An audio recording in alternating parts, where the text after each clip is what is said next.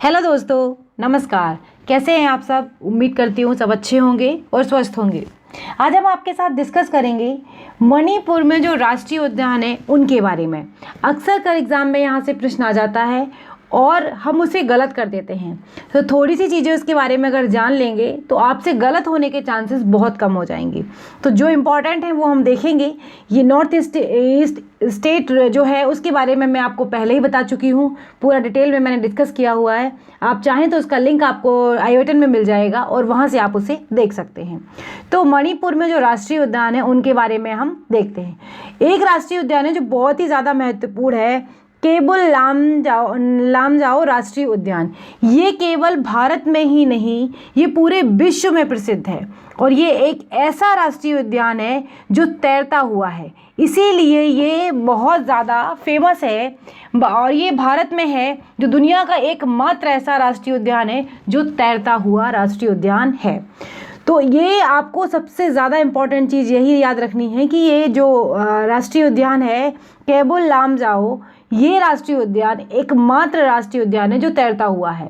ठीक है, ये घूमने फिरने के लिए भी बहुत ज़्यादा, ये पर्यटकों को बहुत ज़्यादा अपनी ओर आकर्षित करता है और यहाँ पर बहुत ज़्यादा पर्यटक आते हैं।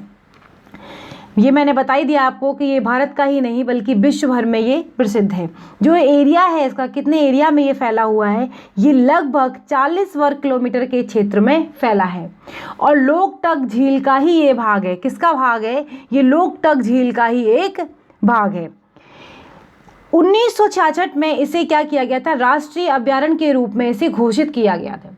कब किया गया था? 1966 में। बहुत इंपॉर्टेंट है, पूछा जा सकता है आपसे कि केबुल लामजाओ। अक्सर कर यूपीएससी में क्या होता है, आपको स्टेटमेंट वाइज अब क्वेश्चन पूछे जाते हैं तो उसमें ये चीज़ें डाली जा सकती हैं।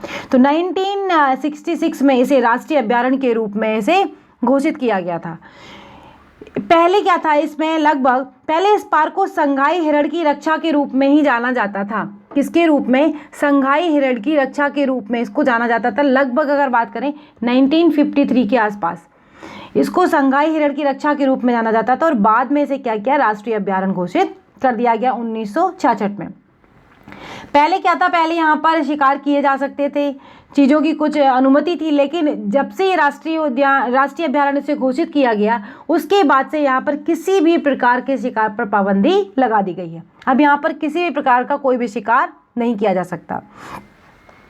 इस पार्क में जंगली क्रो, येलो हैंडेड बेंगटल और जंगली शुअर, कोबरा, पाइथन, ब्लैक डोगरास सहित हजारों से भी अधिक पशु पक्षी मौजूद हैं। कई बार आपसे पूछ लिया जाता है इस चीज़ के बारे में, किसी भी एक पशु पक्षी या किसी चीज़ का नाम दे देंगे और आपसे पूछ लेंगे ये कहाँ पर पाई जाती है, तो आपको पता होना चाहिए कि ये कहाँ पर पाई जाती है। जो फेमस राष्ट्रीय उद्यान है, जो फेमस आपके अभयारण्य है, उनके बारे में कम से कम आपको पता होना चाहिए। नेक्स्ट देखते हैं। अगर आप वीडियो देख रहे हैं और आपको अच्छा लगे तो प्लीज़ इसे लाइक कर देना, शेयर कर देना, चैनल पर अगर नए हैं तो सब्सक्राइब कर लेना। अगला देखते हैं, राष्ट्रीय उद्यान कौन सा है? सिरोही राष्ट्रीय उद्यान। इसके बारे में क्या फेमस है?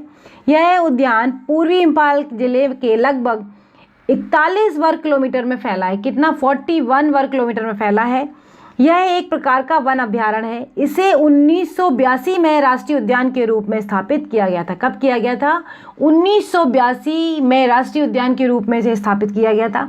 यह सिरोही लिली का एकमात्र प्राकृतिक आवास है। जो सिरोही लिली है उसका एकमात्र प्राकृतिक आवास है। यहाँ पर बहुत ही सुंदर एक पारिस्थितिकी तंत्र है।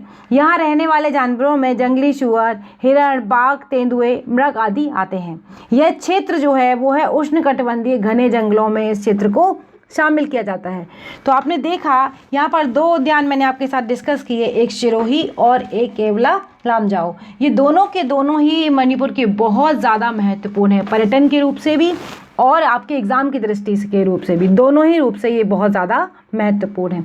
तो अगर आपको वीडियो अच्छा लगा हो तो प्लीज़ लाइक कर देना, शेयर कर देना और अगर चैनल पर नए हैं तो सब्सक्राइब कर लेना। अगले वीडियो में फिर मिलेंगे, तब तक के लिए बाय बाय दोस्तों, नमस्कार।